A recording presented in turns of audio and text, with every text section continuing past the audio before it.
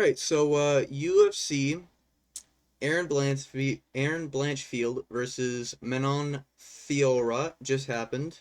And if you watch the card and if you watch the fights, I don't know in what world you don't come to the conclusion that this whole card, well, let's say 90% of the card was rigged, and there's no other way around it. Like there's literally no other way you could convince me that there wasn't rigged fights in this whole card. It's insane. And we're going to get into one basically blatant one, but let's just go through a breakdown as I do every weekend. Um and this genuinely makes me question the whole sport. Um there's been hints of rigged fights over the course of time. You had Cyril Gahn tapping to what was nothing. You had what's another recent one in his? Oh, you had the draw with Alexa Grasso and Shevchenko, which I'll get into and why I think that fight might have been actually rigged. But anyways, let's let's pull back. Let's dial back here, right? Let's just get into the breakdown. So Pacheco versus Lachlan. Listen, I like the Irish. He is Irish, right? He's Irish or Scottish. He's Irish. I remember now. I believe. If I'm getting that wrong, I don't even care if I'm getting that wrong. I'll be honest. But he's a ginger. Um, I wanted Lachlan to win. Um, and this was kind of just clear that like Lachlan was just like better than Pacheco. Pacheco just doesn't really belong. Like he's 32, 33, I want to say. He's a little older. He got into the UFC off of a loss. There's not a reason to have this guy around unless you're building someone else's record. And I did watch his fight, and I know it's emotional, and I don't really think he deserved it in that like he was tough, but like it should just be a rule that you just don't get a contract off a loss. Like why are we giving contracts off losses? Like what are we doing? Anyways, Andre Petrosky versus Jacob Malkoun. Oh shit, I just realized. There we go. I'm a professional at this YouTube game. All right. But anyways, getting right back into it. Actually, let's make this a little bigger. Yeah. Yeah, that's good. Um yeah, so Andre Petrosky versus Jacob Malkoun. Um I think the gym, I don't remember what the gym's called, but whatever gym Petrosky goes to, I think it's just rigged by the UFC. Um I believe Joe Pyfer's from that. I'm pretty sure Pat Sabatini's from it. There's not a single fighter that comes out of that gym that has a chin. All of them have absolutely no chin. You can sit them down with a jab from anyone. You could get fucking Steve Ursag to just jab all of these guys in the gym, and they would all just go to sleep. Joe Pyfer, we thought was the exception, and turned out to be a fraud. So they legit have no good members in that entire gym. I think Pedro Munoz. Is it Pedro Munoz? I think it's some sort of Munoz. I don't remember if it was Pedro Munoz. There's another Munoz. I can't remember. Whatever one's at, I believe it's middleweight or welterweight. I think it's middleweight. Um, yeah. So they're bought out by the UFC and they're just there to throw fights basically. Jacob Malkoun got wobbled somehow by a grappler.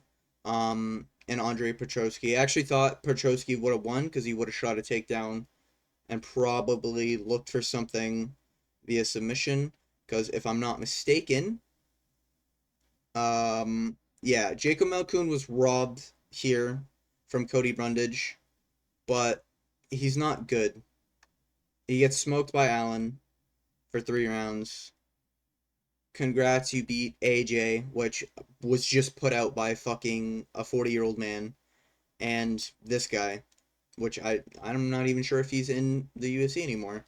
And this guy who lost to fucking Joe Pyfer, and we know where Joe Pyfer stands now.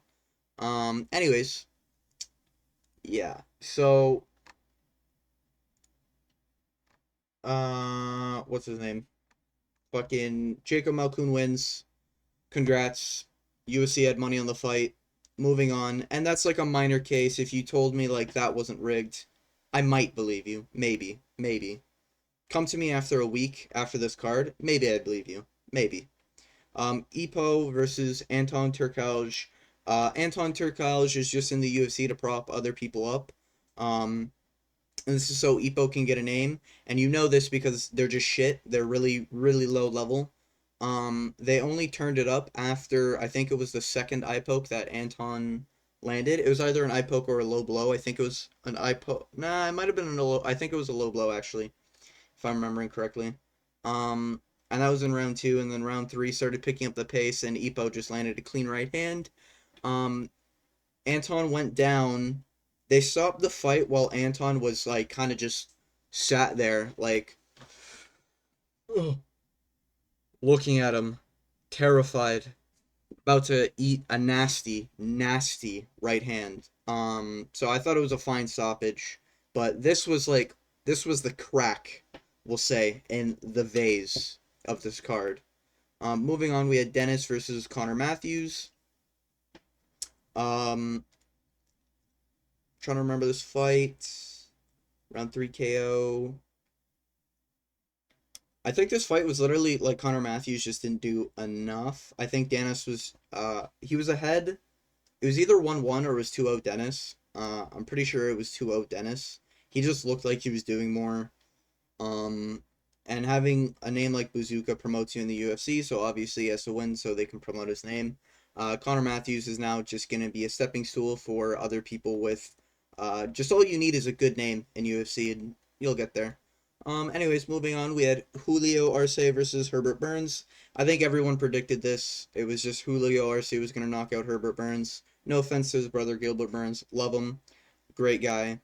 Never met him, but I imagine he's a great guy. Seems like a great family guy. And doesn't take dives to the UFC and genuinely gets emotional over his losses. Herbert Burns just isn't him. He has one round in him for every fight, and then he gasses or he just quits. Like he just doesn't throw. And this happened on almost every fight this card where you saw the guy who lost just quit at some point. Like in his mind, it was, oh, I'm gonna get standing TKO'd here, and I'm just not gonna do anything.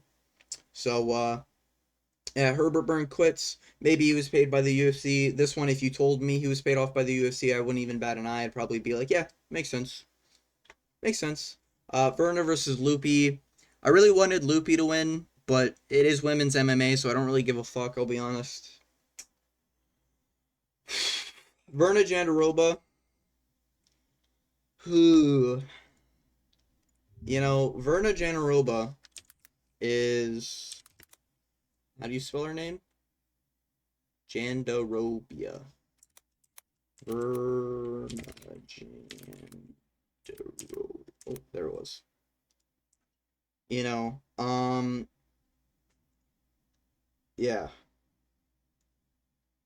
Yeah. Now I'm not gonna say anything. I'm not gonna say anything. I am saying I'm saying nothing. Okay. I'm saying nothing, right? And I feel really bad. I feel very, very bad for her situation, we'll say. Um oof. Oof. That can't be a picture. Anyways. Hey, I'm happy for Verna. Um It's women's MMA, so she has a chance to become champion. Let's go, Verna. Moving on, the only saving grace of this whole card, and it actually seems like there's only been one or two saving graces the past like 5 cards. I swear to God, all of them have been shit. This last main event was a boring main event fight. It was a boring co-main event fight. Oh my God. Edmund Shabazian. And if you're a Peyton Talbot fan, maybe this was the redeeming quality of the fight. Terrible. Fucking. Anyway, I'm breaking down this card. I'm staying on topic. Focus on staying on topic on this. So Nate Landwehr gets done by TKO. or KO, I should say, because he knocked his ass out cold. Um, you can't watch Nate Landwehr and not root for Nate Landwehr. He has the face, he has the personality, he has the fighting style. Even at age, I want to say he's 35. I might be wrong. He might be a little older, like 36, 37.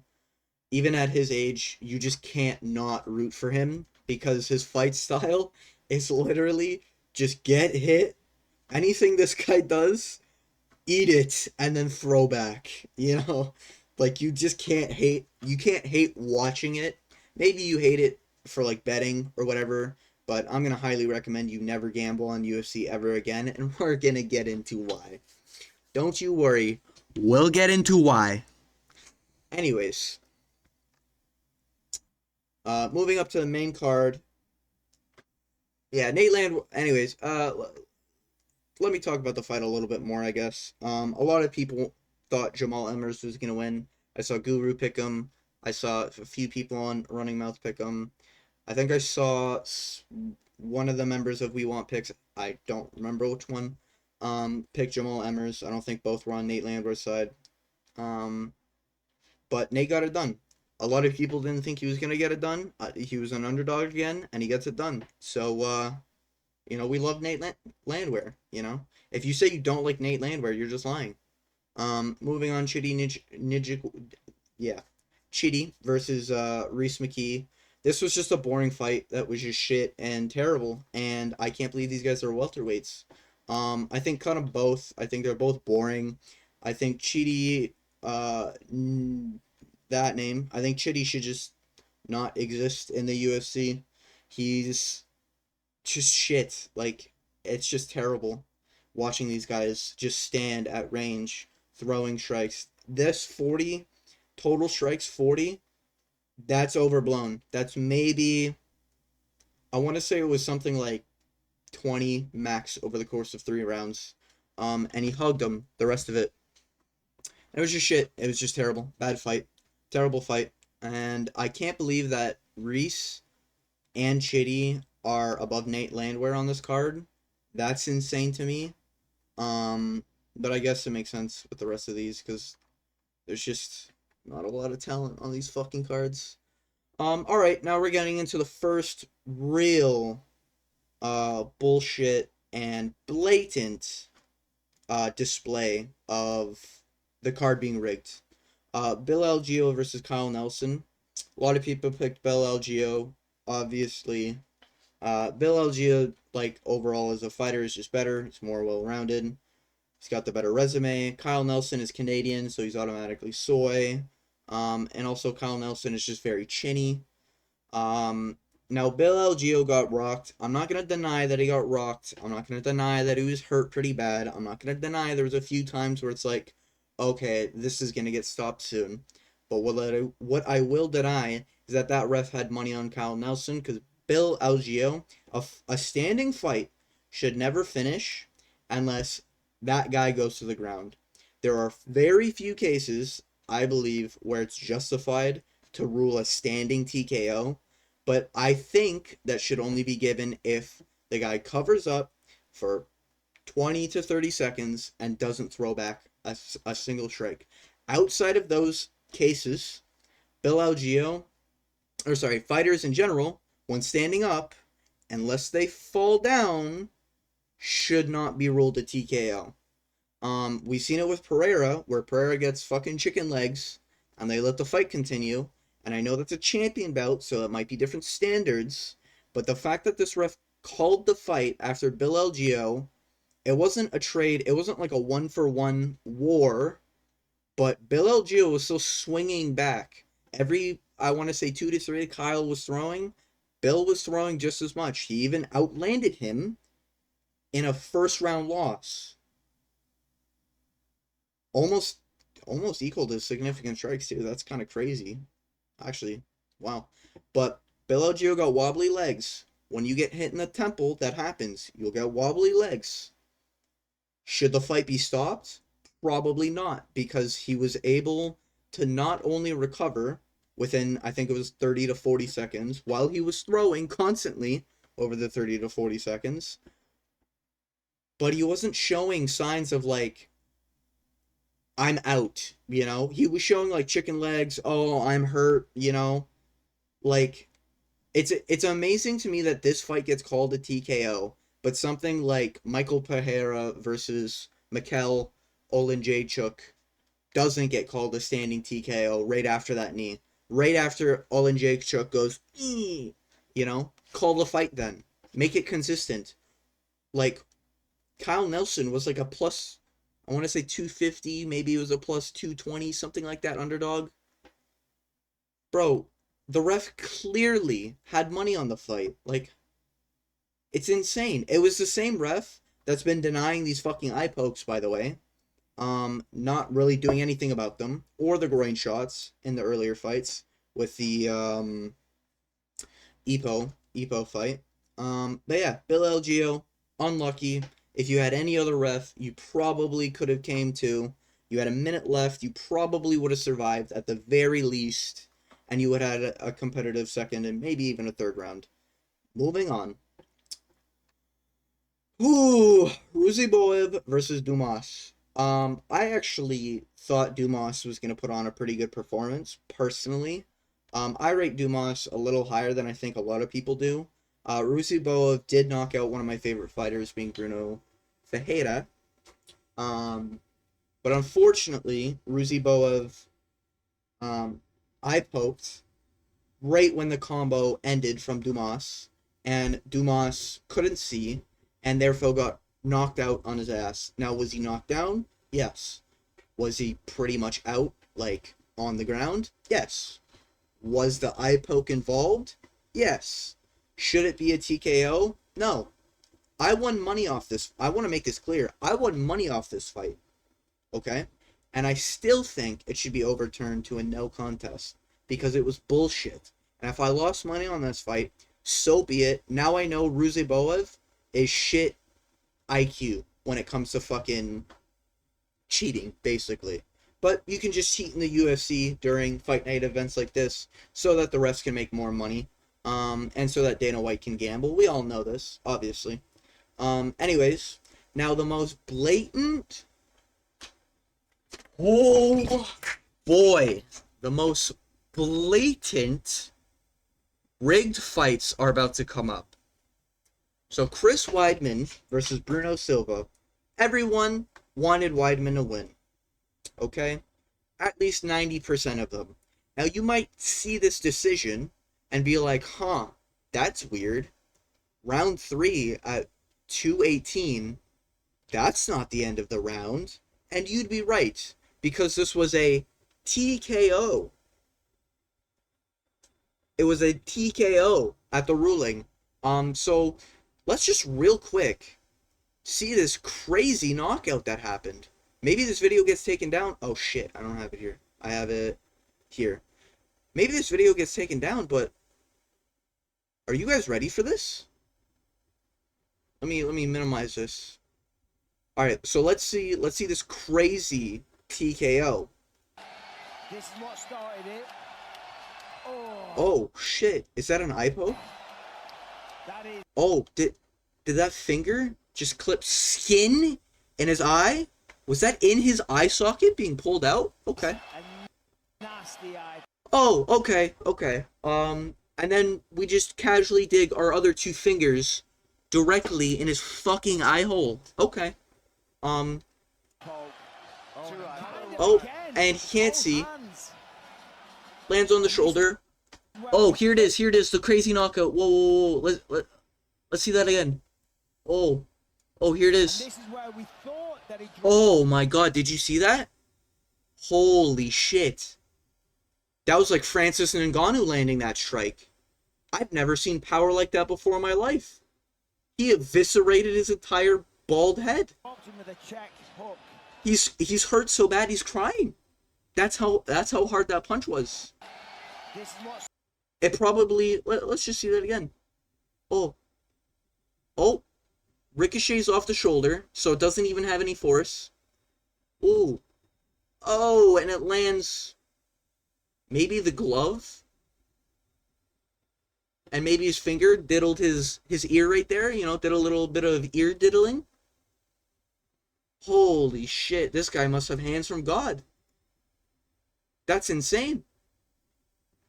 But yeah, if you couldn't tell already, there was two blatant eye pokes right before that was thrown. And the judges decided to call it. They decided to call it a TKO. And then they were like, can't do that. We can't do that. Why would we do that? You know, bookies are gonna get mad at us. So what do we do when people illegally win a fight by cheating? And there was an eye poke in round one. There was an eye poke in round two, and there was three, maybe even four eye pokes in round three. And the fact that Bruno Silva would even tolerate that is beyond me. If I was in there and I had a legend like Chris Weidman, 40-year-old's ass, fucking eye poke me, I'd literally sit there and let him get DQ'd like a bitch and just say, oh, I would Angelusa that and just be like, my eye doesn't, it doesn't work. It doesn't work. And just get a win. After that fucking performance. Insane to me. And then they decided to rule it a decision over a no contest. In what world? In what fucking world? I didn't have money on this fight. I have no biases. In fact, I really don't like Bruno Silva, and there's a reason why I didn't bet on this fight, and why I won't be betting on fights ever again. And Bruno Silva kind of presents one of those. He's one of the most 50-50 fighters ever. And he almost got standing TKO'd in the first round because he was sitting there back against the cage, eating strikes, shelling up for what felt like 3 minutes. So I don't know how, I don't know what that short little midget in the UFC as a ref decided to do. But he had money on the fight. He had money on Chris Weidman, and I believe the UFC probably had money on Chris Weidman too.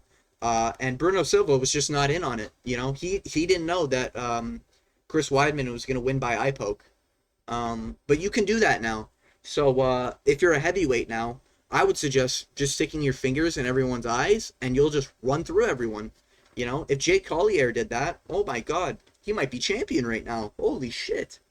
Anyways, moving on to the actual, if you thought this was bad, if you thought, I don't even have it anymore. Yeah, I don't even have it anymore. If you thought that eye-poking session was terrible, and yeah, they rigged that.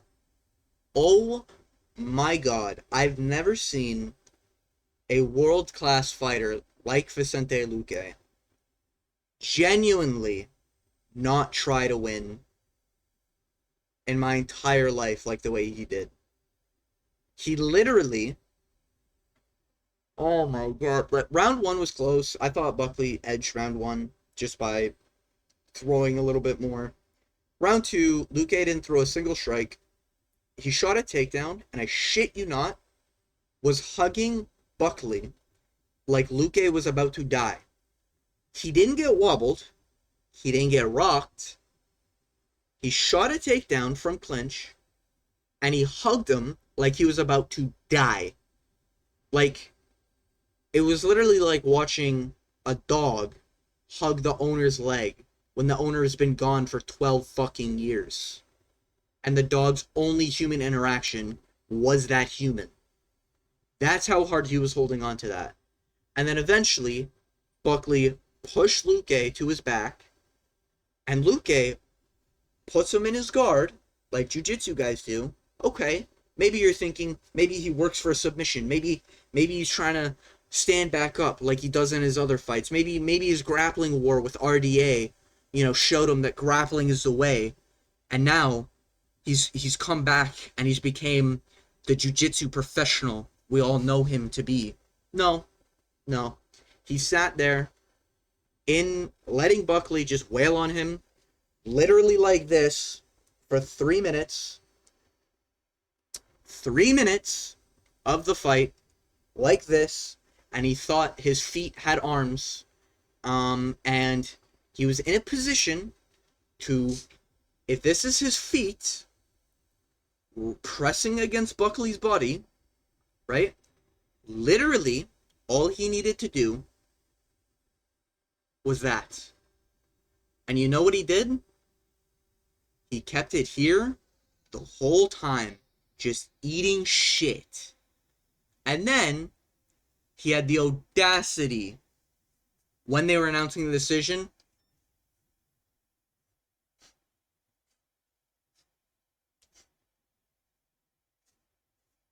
What?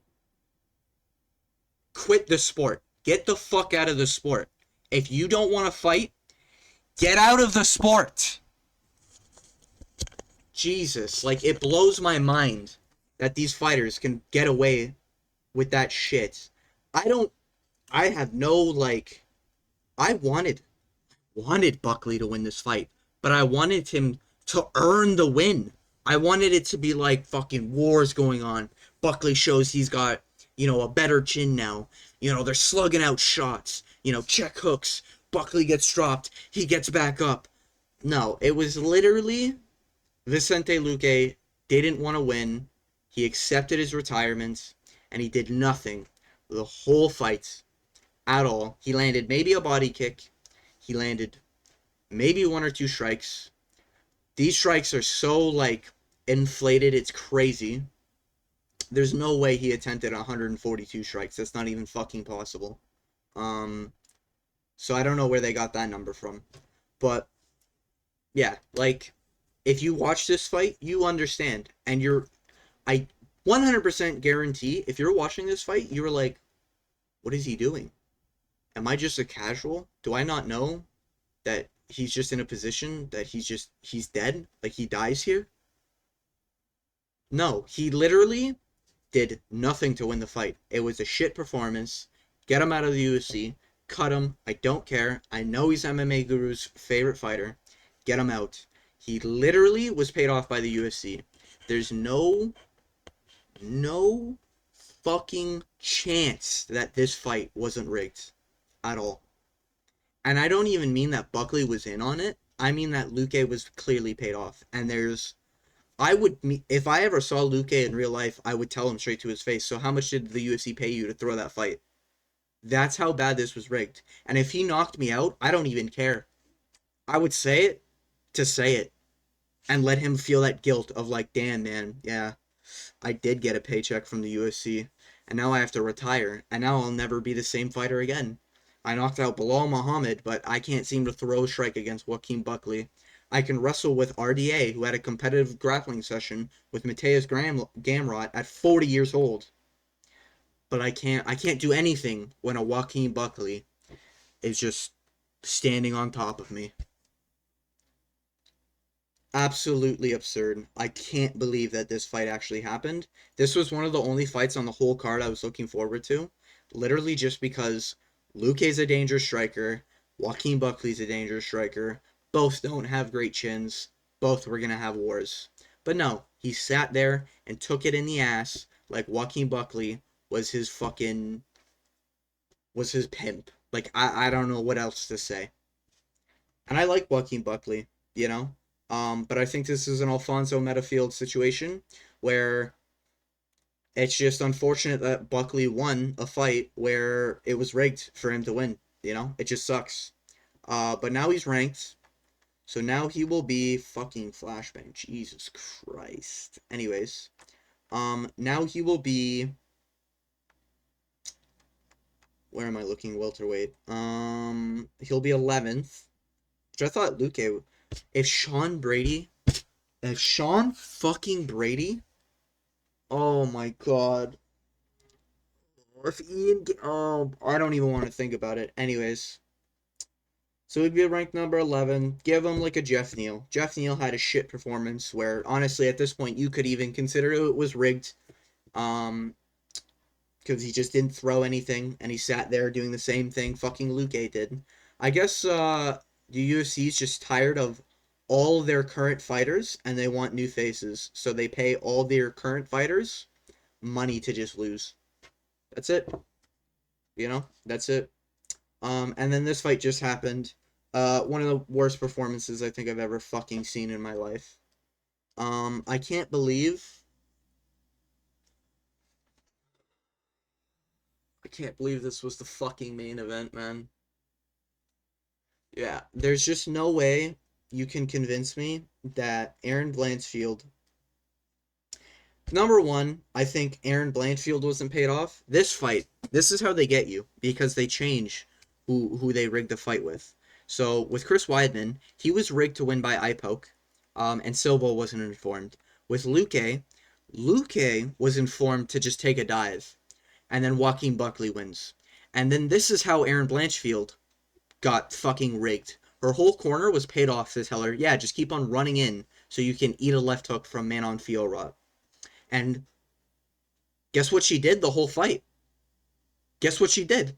She ran in, got hit by a left hook, backed away, and then waited for Fiora to get her shit together, and then do the same thing. And the fact that she couldn't land a single fucking takedown, and Fiora got one, we have some serious problems in the women's division. At this point, all the women's fight might be fucking rigged. All of them. Like, how do we have Raquel Pennington as a champion? No offense to Raquel Pennington. I'm sure she's a nice woman. But there's no way you have a champion of a fucking division. Isn't she like 15-8? Where's this? I don't remember where the record is. Show the record here. 16-9. How is that a champion? How is that a champion? You're called the Ultimate Fighting Championship, and your champion is 16-9 at 40 years old in 2024.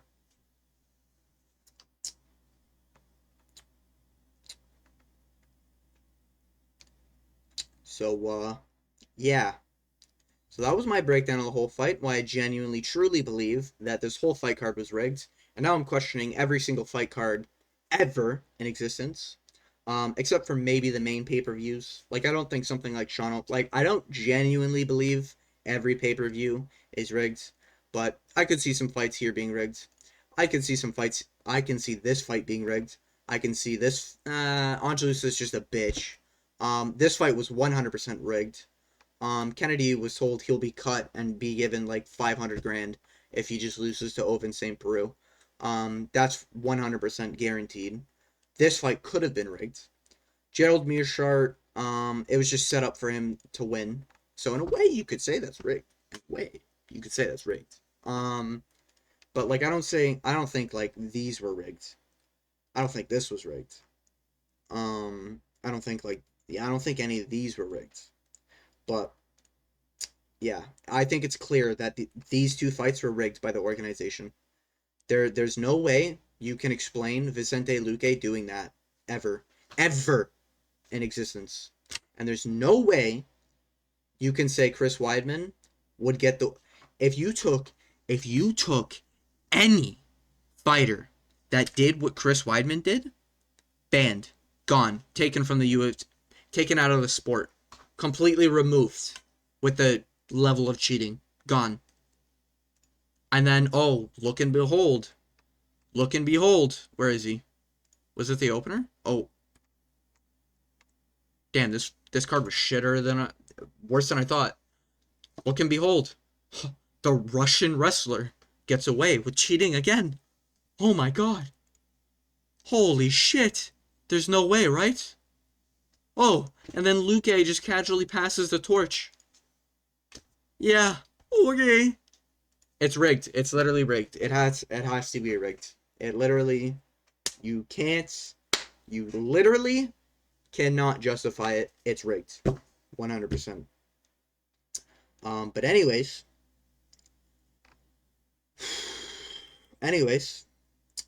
tune in next weekend to watch Brendan Allen versus Chris Curtis 2. And I swear to God, if this ends in like a draw or like a fucking, oh my god, and like a DQ, just get me out of the sport. I'm hooked onto combat sports. I can't stop watching it. I've been watching it for almost 2 years. Get me out of this sport if this ends in like a DQ or draw. Like, you can't convince me. Like, how is the main card a guy who doesn't even have a fucking picture? What are we doing? What the fuck are we doing? UFC, what are we doing? All right, keep your eye out for this fight. If you're better, um, I don't even know who this guy is. Never heard of him. If you're betting though, just bet on him. He has a flawless record and he's not ranked yet. So, oh, and he's a heavyweight. There we go. Shamil Gaziev, part two. Just bet on him. Why not? See where it goes. You know. And Trevor Peek looks like he'd be the guy to take a dive. Anyways, yeah, yeah, yeah, yeah. Anyways, can't wait for UFC 300. Um, this fight was this whole fight card was completely rigged. That's about all the time I have, because I'm probably gonna go eat a whole ice cream cake now that I'm this depressed after watching another shit UFC fight card 3 weekends in a row. GG's UFC. This fucking sport, man. It has highs and it has some fucking lows.